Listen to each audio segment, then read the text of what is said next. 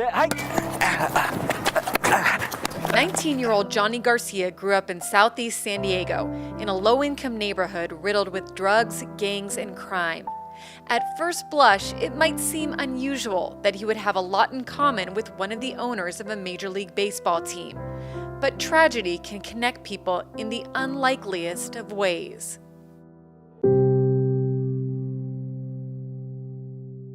Eight years ago, Johnny's mom Eleanor died in her sleep unexpectedly.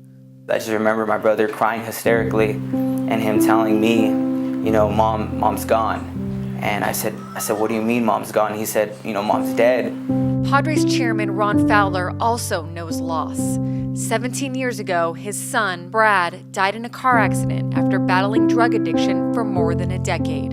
He was incredibly bright, incredibly personable, but he got lost. And, meth was the drug that really took him the wrong direction. He passed away at age 31. He tried his best, but drugs just got the best of him.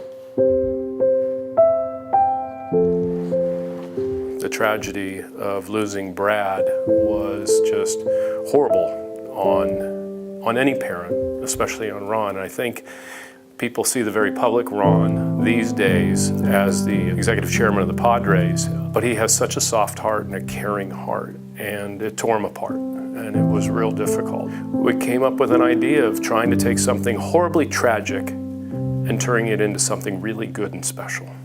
The first awards for the Brad Fowler Memorial Scholarship were handed out in 2002.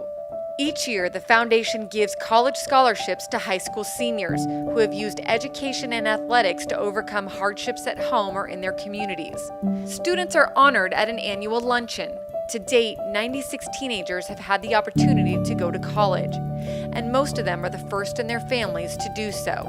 It is gut-wrenching to read the applications for these stories, to learn what our youth and our community are going through with addiction, family tragedies, or abuse, and that's who the Brad Fowler Scholarship touches, is these kids who have found it in themselves to take a cycle of destruction and use education and athletics to pull themselves out and have a goal to go on and get a degree in higher education. I have a pretty doggone lucky life, privileged life.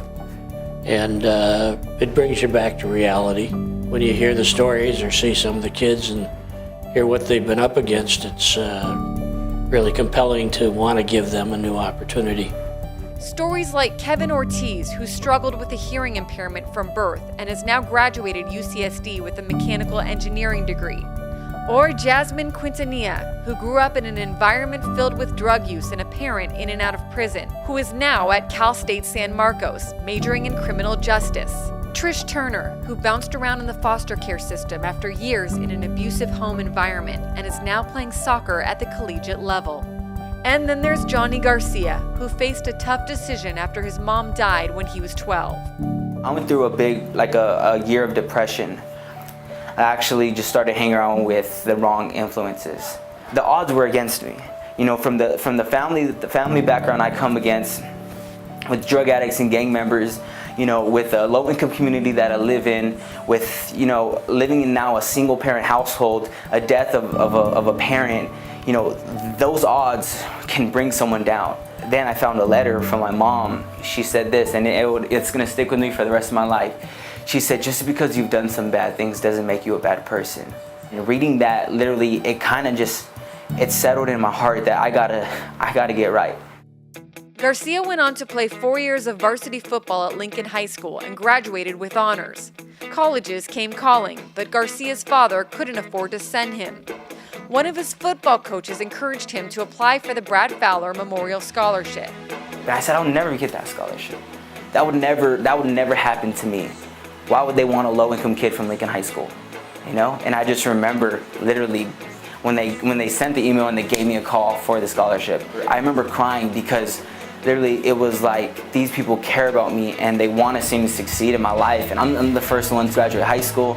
I'm the first one to go to college, and I'm the first one that graduated college. I actually just graduated Grossmont, and I have 2 associate degrees, one in administration of justice and one in social behavioral sciences. And if it wasn't for the Brad Fowler Scholarship, I honestly don't know where I would be. Garcia now works for the County of San Diego in the Child Services Department and also spends time mentoring and motivating youth in the community.